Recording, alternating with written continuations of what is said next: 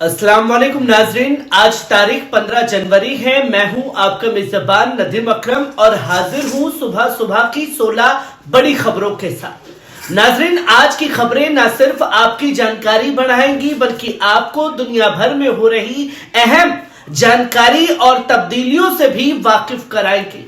जहां हम बात करेंगे लॉस एंजलिस फायर बजट कटौती और बीमा पॉलिसियों के रद्द होने की, वहीं हम इस रिपोर्ट में आपके सामने बात करेंगे हमास और इजराइल के दरमियान जंगबंदी मुआहिदा करीब जल्द हो सकता है ऐलान।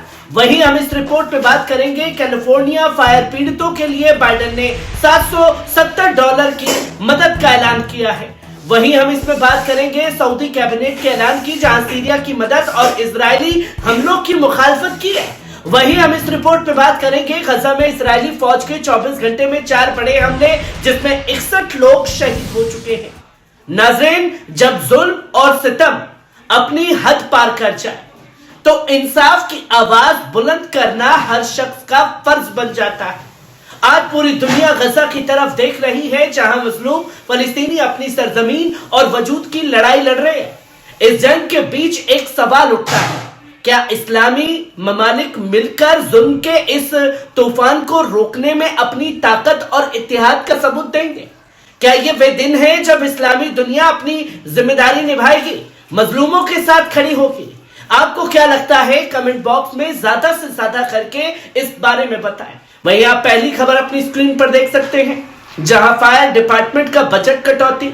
रिपोर्ट्स के मुताबिक लॉस एंजलिस ने जानलेवा आग से कुछ महीने पहले फायर डिपार्टमेंट के बजट में $17.5 मिलियन की कटौती की। यह फैसला अब आग से निपटने और उसकी गंभीरता पर सवाल खड़े कर रहा है। वहीं बीमा पॉलिसियों का रद्द होना भी शामिल है। कैलिफोर्निया के सबसे बड़े बीमा प्रदाता ने लॉस एंजलिस फायर से महीनों पहले सैकड़ों बीमा पॉलिसियां रद्द कर दी। इससे प्रभावित इलाकों में रहने वालों को गंभीर आर्थिक नुकसान और सुरक्षा की चिंता का सामना करना पड़ा। वहीं मशहूर हस्तियों की संपत्तियों की बिक्री की जाएगी। लॉस एंजलिस की जानलेवा आग से कुछ महीने पहले टॉप सितारों ने अपने आलीशान घर बेच दिए। ये घटनाएं अब अटकलों को जन्म दे रही है। क्या उन्हें आग और संभावित खतरों की जानकारी पहले से थी?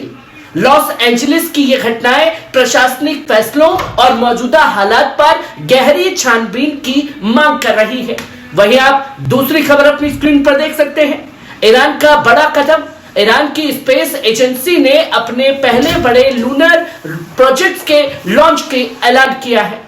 ये ईरान के लिए आलमी स्पेस रेस में एक अहम और नई कामयाबी की निशानी है।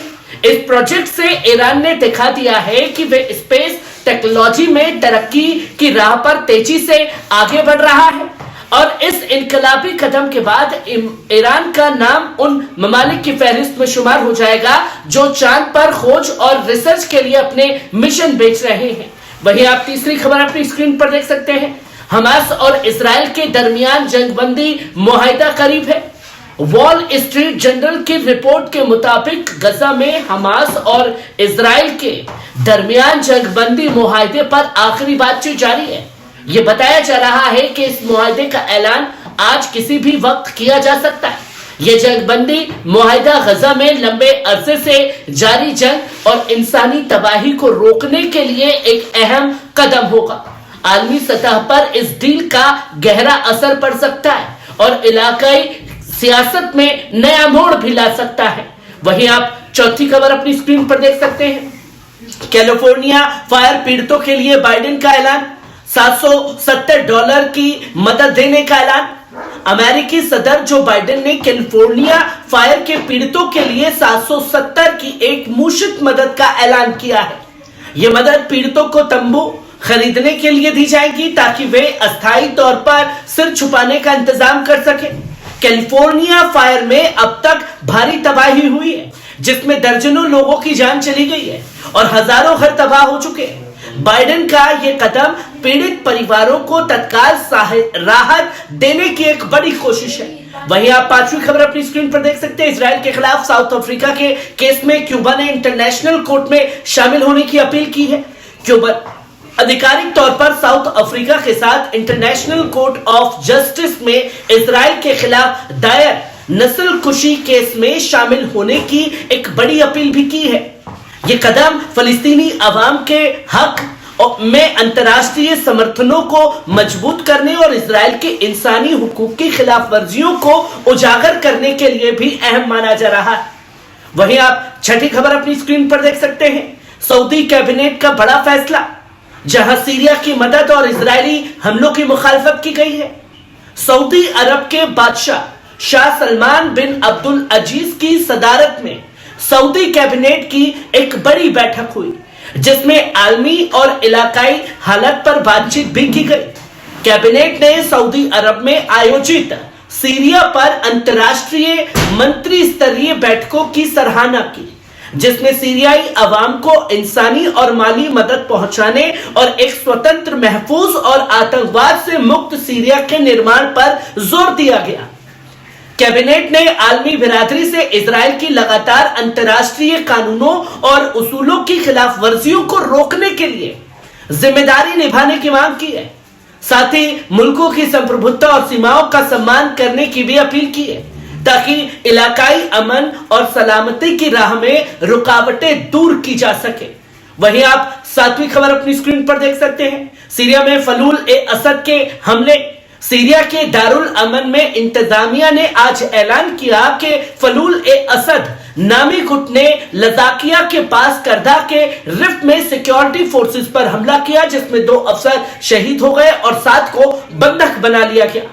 लजाकिया में सिक्योरिटी के डायरेक्टर कर्नल मुस्तफा कनीफाती ने बताया कि फलूल ए असद ने कल एन शरीकिया के इलाके में मिलिट्री ऑपरेशंस की गाड़ियों और ठिकानों पर हमला किया था, जिससे कई जख्मी हो गए थे।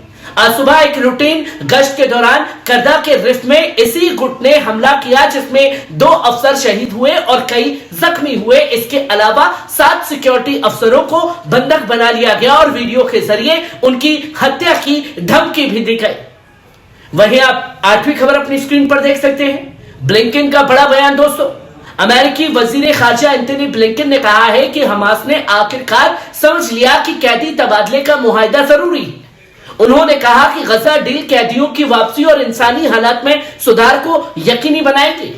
ब्लिंकन ने गजा में एक मुस्तकिल फलस्तीनी रियासत के लिए रास्ता बनाने और जबरी विस्थापन के सख्त खिलाफत की। उन्होंने फलस्तीनियों से गजा की इज्तिमाई हुकूमत तश्कील देने और सत्तारूढ़ भूमिका निभाने की अपील की है।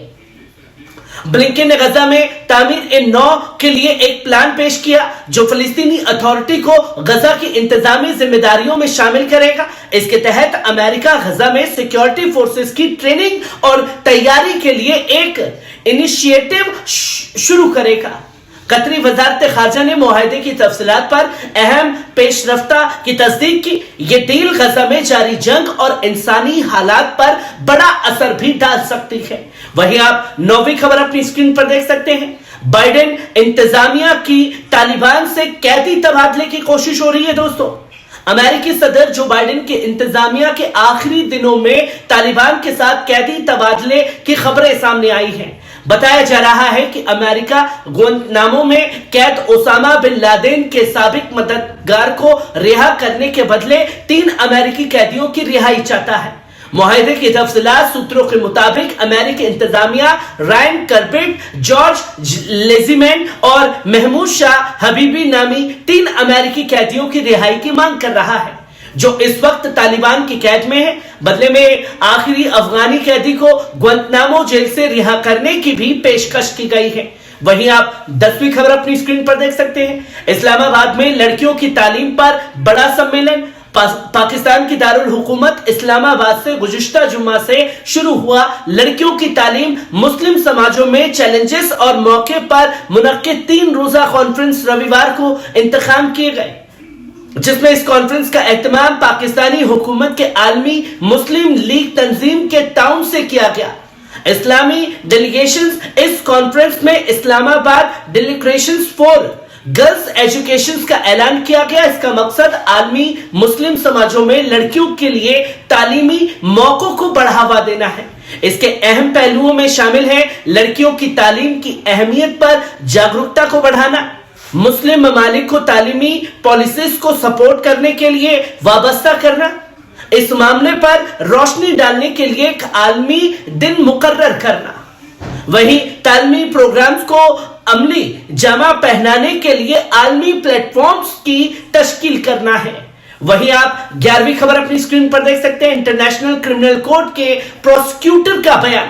इंटरनेशनल क्रिमिनल कोर्ट के प्रोसिक्यूटर करीम खान ने इजराइल के तरफ से गजा पर जंग ए इबादत की जांच को लेकर की गई आपत्तियों को खारिज करने की मांग की है। प्रोसिक्यूटर का बयान सोमवार देर रात करीम खान ने अदालत में 55 पन्नों का जवाब दाखिल किया, जिसमें उन्होंने कहा कि रोम स्टैट्यूट और जो आईसीसी की बुनियादी संधि में है उसे उन अपराधों पर मुकदमा चलाने का इख्तियार है जो सदस्य देशों की सरजमीन पर होते हैं। इसमें फलस्तीनी सरजमीन भी शामिल है, भले ही अपराध करने वाले किसी भी मुल्क से ताल्लुक रखते हो। इजराइल का यह एतराज है कि इजराइल ने दिसंबर में दाखिल एक फाइल में दावा किया था कि वे अपने अफसरों पर लगे आरोपों की जांच खुद कर सकता है। इजराइल का कहना है कि आईसीसी की जांच उसकी खुद मुख्तारी का उल्लंघन है। वहीं आप 12वीं खबर अपनी स्क्रीन पर देख सकते हैं। ईरान रूस के दरमियान स्ट्रेटेजिक पार्टनरशिप डील पर दस्तखत हुए हैं। ईरान और रूस जल्द ही एक मुकम्मल स्ट्रेटेजिक पार्टनरशिप डील पर दस्तखत करने जा रहे हैं।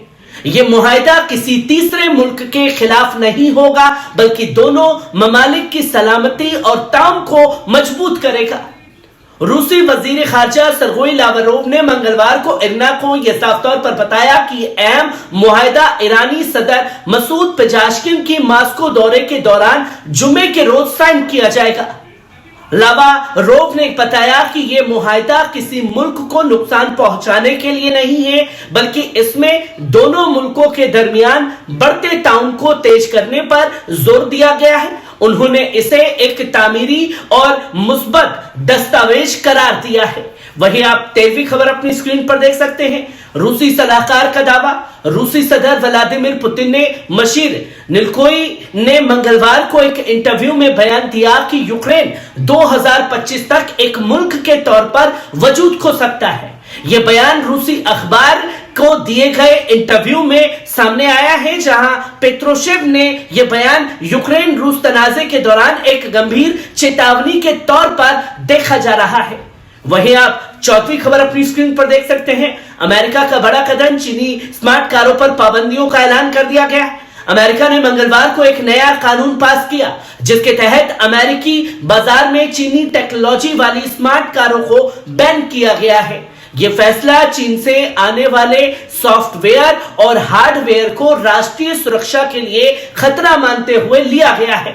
अमेरिका का यह कदम दुनिया की दूसरी सबसे बड़ी माशी ताकत चीन के साथ तकनीकी और सियासी तनाव को और बढ़ा सकता है। वहीं आप 15वीं खबर अपनी स्क्रीन पर देख सकते हैं। ट्रंप का नेतन्याहू से वादा। इजरायली मीडिया के मुताबिक डोनाल्ड ट्रंप ने इजरायली वजीर आजम बेंजामिन नेतन्याहू से वादा किया है कि गजा जंगबंदी मुआहिदे पर दस्तखत के बाद वे इसे तोड़कर दोबारा जंग शुरू कर सकते हैं। रिपोर्ट के मुताबिक ट्रंप ने इजराइल को कई अहम फायदे देने का वादा किया है, जिनमें शामिल है कि इजराइल की पेगासस सॉफ्टवेयर पर लगी पाबंदियों को हटाया जाएगा। वहीं इजरायली सेल्टर्स और चरमपंथियों को सपोर्ट करना शामिल है। वेस्ट बैंक में बड़े पैमाने पर जमीनी कब्जे की इजाजत दी जाएगी। वहीं आप आखिरी और 16वीं खबर अपनी स्क्रीन पर देख सकते हैं। गजा से इजरायली फौज के 4 नए हमले। गजा की वजारत सेहत ने मंगलवार को ऐलान किया कि इजरायली फौज ने गजा पट्टी में 24 घंटे के अंदर 4 बड़े हमलों को अंजाम दिया है। इन हमलों में 61 फिलिस्तीनी शहीद हुए हैं और 281 लोग जख्मी हुए हैं। रिपोर्ट के मुताबिक 7 अक्टूबर 2023 को इजराइल की गजा पर शुरू हुई जंग के बाद से अब तक कुल 46,645 फिलिस्तीनी शहीद हो चुके हैं। 1,10,012 लोग जख्मी हो चुके हैं। वजारत सेहत ने बताया कि कई शिकार मलबे और सड़कों पर पड़े, लेकिन एम्बुलेंस और बचाव दल हमलों को शिद्दत के कारण उन तक नहीं पहुंचा पा रहे हैं।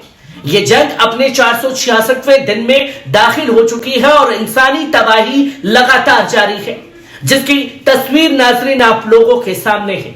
हमारी कोशिश यही है कि जो इंसानों पर हमले ज्यादा हो रहे हैं उसमें कमी आए, हर कोई महफूज और सलामत रहे। कैसी लगी खबर कमेंट बॉक्स में आकर के अपनी राय जरूर दीजिएगा। शुक्रिया।